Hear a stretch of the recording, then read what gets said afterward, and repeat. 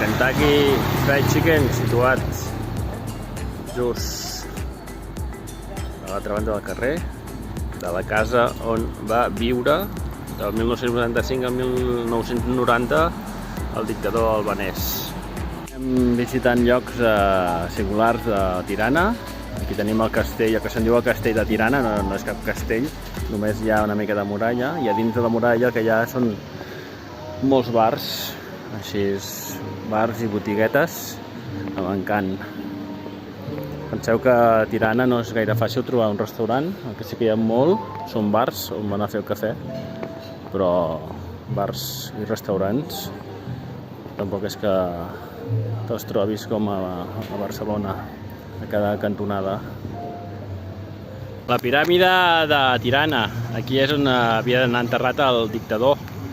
Va quedar en desús perquè no el van arribar a enterrar mai i arran de les eleccions municipals han reformat la piràmide i l'estan convertint en un espai per als joves, un espai d'oci. Es pot pujar a dalt on es veuen vistes sobre la ciutat.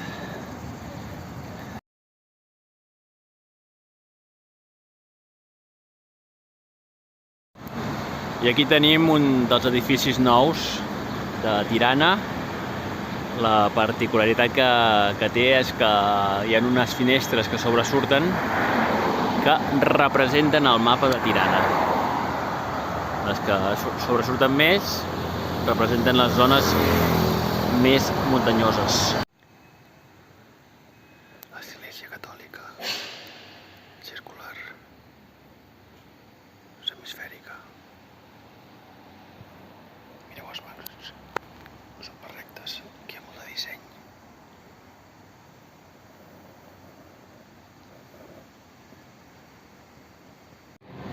Albania Stadium.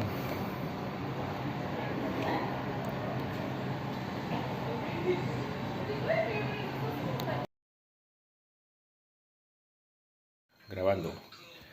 A veure, ostres, acabo d'arribar a l'habitació i diu que no pets. Que si trenques les normes, multa de 50 euros. 50 euros per tirar-te un pet. Mare meva, no. Quines normes.